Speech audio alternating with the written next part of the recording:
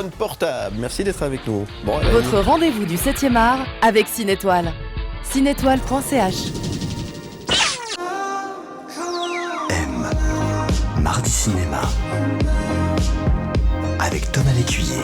Bonjour Thomas Lécuyer. Bonjour on parle Philippe. Cinéma comme chaque mardi et on parle surtout des films que nous aurons l'occasion de pouvoir découvrir dès demain dans les salles obscures.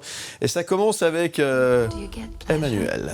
Oui, ça commence avec des retour. sorties très très attendues et le remake d'un film culte qui a marqué son époque et des générations entières, Emmanuel. D'abord, c'était un film de Just Jackin sorti en 1977 avec Sylvia Kristel. Il y a 50 ans, le film révolutionnait le cinéma érotique, battait tous les records de fréquentation et une nouvelle version signée Audrey Diwan débarque demain dans les salles obscures. Alors la réalisatrice livre une version contemporaine de l'œuvre qui se revendique aussi plus féministe. C'est pas vraiment un remake, Philippe, on peut plutôt parler d'une nouvelle adaptation du roman original, car c'est un roman à la base sorti en 1959 et il était signé Emmanuel Arsan, un roman en partie autobiographique, d'où son titre. La femme d'un diplomate muté à Bangkok, Emmanuel découvre des plaisirs érotiques inédits grâce à de multiples amis et amants sous l'œil bienveillant de son mari. Très heureux que madame prenne du plaisir. C'est Noémie Merlan qui reprend le rôle très sexy d'Emmanuel dans cette version qui est un petit peu ennuyeuse, ma foi, un peu froide, dans une mise en scène très Comme avant, très glaciale.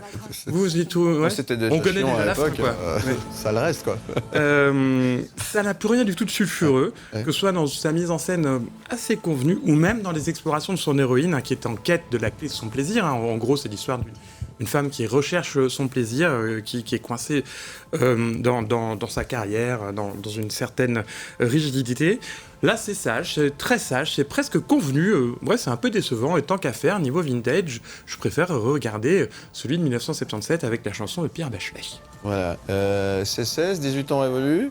Je crois que c'est 16. 16 ans révolus, très bien. Et là, il n'y a plus le fameux fauteuil en osier, là, c'est fini ça. Non, c'est fini. Alors, pour les connaisseurs, il y a quand même la scène de l'avion qui ouvre le film. Voilà, Très bien. à revoir. Emmanuel, donc le retour. Et c'est dès demain dans les salles obscures. On risque de s'endormir, c'est ça que vous Oui, dites? c'est ça. Bon, très bien. Allez, on passe à la suite avec Megalopolis. Oui, alors, autre film très très attendu, le dernier film de Francis Ford Coppola, Megalopolis, qui a fait beaucoup parler de lui au printemps dernier. Dernier film au sens propre, puisque le cinéaste légendaire à qui l'on doit notamment Le Parrain, Apocalypse Now ou encore Dracula, aujourd'hui âgé de 85 ans, signe une œuvre testamentaire, foisonnante mais hélas imparfaite. Alors Philippe, il s'agit bien d'un testament cinématographique, d'abord dans la forme, puisqu'on reconnaît l'obsession du cinéaste pour l'expérimentation et pour proposer une œuvre absolument totale dans les décors, les costumes, les accessoires, évidemment les mouvements de caméra, la recherche de nouveautés et d'innovations permanentes, à l'instar de Dracula par exemple, qui avait été tourné en 1992 entièrement en studio et dans des, et dans des décors peints à la main. Megalopolis fait la part belle aux décors très impressionnistes qui évoquent l'opéra ou le théâtre à grands coups d'effets spéciaux numériques. Certains sont d'ailleurs très très ratés. Malgré tout, l'univers est magnifique à observer, mais il y a des scènes qui sont totalement ratées, d'autres qui sont des moments de grâce. Le film est assez inégal. C'est un testament cinématographique aussi parce que Coppola multiplie les hommages et les citations. Il fait un peu une sorte de solde de tout compte. Il dresse un portrait assez désenchanté de cette Amérique dans laquelle il croit plus. Il y a plein de références artistiques, littéraires. Il va citer des philosophes, des écrivains, beaucoup de penseurs de la Rome antique, notamment l'empereur Marc Aurèle. C'est bel et bien la voix du cinéaste qui s'exprime tout au long de ce film. C'est lui qui nous donne un message, qui nous délivre un message, d'ailleurs avec une note d'espoir tout à la fin de ce film assez sombre, un film de science-fiction, baroque, un peu rococo. C'est très inégal, comme je l'ai dit tout à l'heure, parfois mal fagoté, parfois ça touche au génie. C'est en tout cas le crépuscule d'un géant du 7e art, à voir sur grand écran. Et j'allais vous poser une question, Philippe. Ouais. Quel est votre film de Coppola préféré? Vous avez dû en voir entre Apocalypse Now, Le Parrain. Vous avez même Moi, dû... j'ai beaucoup aimé Apocalypse Now, vraiment. J'étais assez scotché, je crois, quand je l'ai vu. C'est un film qui est resté gravé dans la mémoire. Oui, il y a eu un voyage total. On sort pas, indemne après ce film. Il y a quelque chose qui se passe, effectivement. Mais Coppola reste un génie, quand même. Oui, évidemment. Alors vous n'avez pas l'air convaincu, là. Non, non, j'espère que vous irez le voir en salle, suivant mes conseils. Mais Ça a l'air moins chiant que Emmanuel, quand même. C'est probablement un petit peu moins chiant qu'Emmanuel. Mes amis espagnols, c'est le titre du troisième film que vous nous présentez ce matin. Un petit détour du côté du cinéma suisse et documentaire avec ce film d'Adrien Bordone, Mes amis espagnols, notamment présenté au festival Vision du Réel à Nyon cette année. Alors, Adrien Bordone est né en Suisse, à Bienne, dans les années 80. Il raconte l'histoire de ses amis espagnols qui ont été contraints par leurs parents à rentrer en Galice à la fin de leur scolarité en Suisse. 20 ans plus tard, on explore les raisons de cette remigration. L'arrivée des parents dans les années 70, la vie suisse, le moment du retour, le déracinement, quand à 16 ans, après les études de l'école obligatoire, ils sont obligés de rentrer dans un pays qu'ils ne connaissent pas autrement que comme une destination de vacances. Ouais. C'est un vrai déracinement pour eux qui ont vécu toute leur enfance en Suisse. C'est une jolie réflexion sur l'exil, sur les fractures entre les générations et aussi un très beau portrait d'amitié entre garçons. Film aussi à voir donc dès demain. L'heureux élu, vous nous proposez aussi en quatrième film. Oui, on passe maintenant à cette comédie française signée Franck Belloc. Franck Belloc, notamment connu, Philippe, pour faire partie de la grande famille du Groland. C'est lui qui jouait Franck-Kiki. Je ne sais pas si vous vous souvenez de qui est Franck-Kiki dans le Groland. C'est le fils spirituel de Michael Cull. Alors je précise cela parce que l'humour potache et souvent trash, si cher au Groland, peut se retrouver parfois dans cette comédie pleine de bonne humeur, qui ne donne pas toujours forcément dans la finesse, mais bon, on n'est pas là pour ça, hein.